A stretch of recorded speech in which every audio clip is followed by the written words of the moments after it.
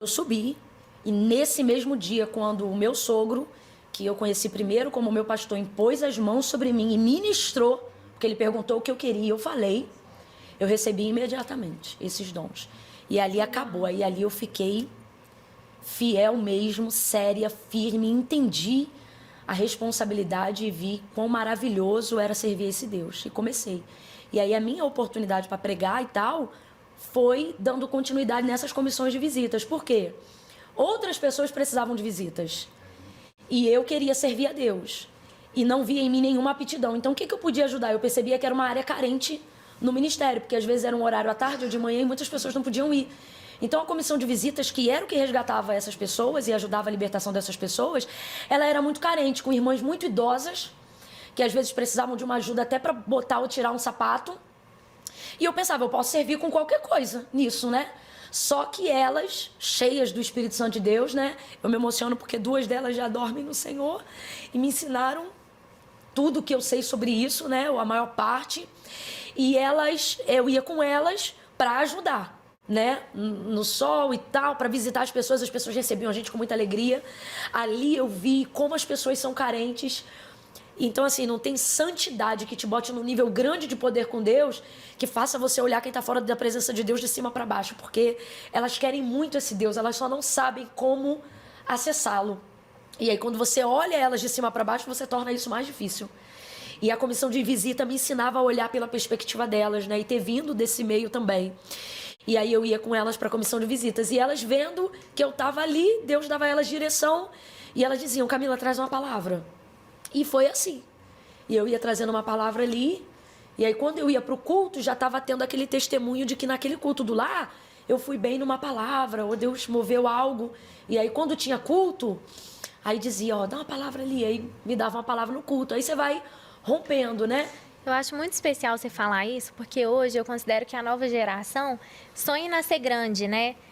Assim, já pensa que você já nasce no púlpito, você já começa, né, no lugar de destaque, principalmente com tantas pessoas nascendo da internet, que é um medo muito grande até que eu tenho, né? Porque a gente precisa ser pastoreado, igual você falou, quantas mulheres estavam com você e te pastoreavam, você teve seu sogro que te ensinou, né? Então tem raiz por trás, né?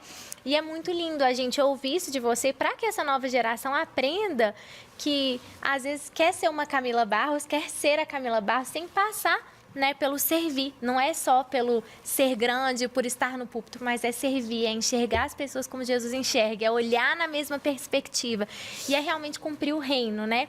O que você considera que foram as suas maiores dificuldades quando você começou mesmo nesse caminho ministerial?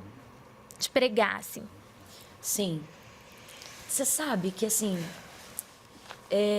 eu vou ser muito honesta com você. Uhum. Já me fizeram essa pergunta outras vezes e, para não parecer arrogante diante de Deus, eu fico tentando lembrar de uma dificuldade que tenha sido bem dificultosa para eu conseguir ser o mais natural possível, mas não dá para ser o mais natural possível sem ser sincera, né? E Lu, tem dificuldades sim, mas se eu falar para você que elas não foram difíceis para mim, por quê? Não é porque eu sou maravilhosa, não, porque eu não sou. Mas eu estava tão focada em ser útil que qualquer dificuldade que aparecesse, que normalmente envolve o quê? Preconceito. Às vezes o fato de ser mulher dentro de um segmento onde tinha e até hoje tem um domínio maior masculino, né? E nada contra. Eu acho que isso é uma questão natural da história e do que a própria palavra de Deus rege. Então, assim, tem... Mas, vê se você entende, são obstáculos, mas que para mim não foram difíceis, porque de verdade eu não estava preocupada em superar eles naquilo que eu estava fazendo.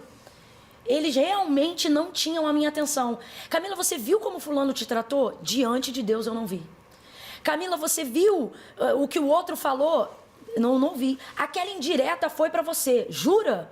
Lu, não tô querendo dar uma de hipócrita, de farisaísmo. Uhum. Eu não via, porque eu ia focada em fazer aquilo que eu tinha que fazer. Então, assim, aquilo realmente não me afetava. Você estava falando sobre essa geração que acaba se preocupando e se ocupando muito em querer ser grande, porque as pessoas hoje acreditam que você só é relevante se você tiver seguidor, reconhecimento da maioria, né? E na real, vou até olhar para cá, é aqui, né, que a gente fala com a galera. Na real, esse é o maior equívoco de quem quer ser reconhecido. É o maior erro de quem quer ter sucesso. E é o maior erro de quem quer ser grande. E deixe-me lhe dizer, não é pecado querer ser grande. Porque o Senhor Jesus, na celebração da última ceia, ele mesmo disse na discussão entre os discípulos: se vocês quiserem, o que quiser ser grande no meu reino, aprenda a servir o menor. Então ele deixa claro que no reino dele tem grandes pessoas sim, lugar para ser grande. Só que olha como é que se conquista esse lugar, servindo o menor. Então assim, olha o que o texto diz, olha o que outras passagens dizem sobre Jesus, que a fama dele percorria e ele se retirava para orar. Então Jesus se ocupava muito mais em fazer aquilo que ele precisava fazer do que em criar um conteúdo para a forma como ele queria ser visto pelas pessoas.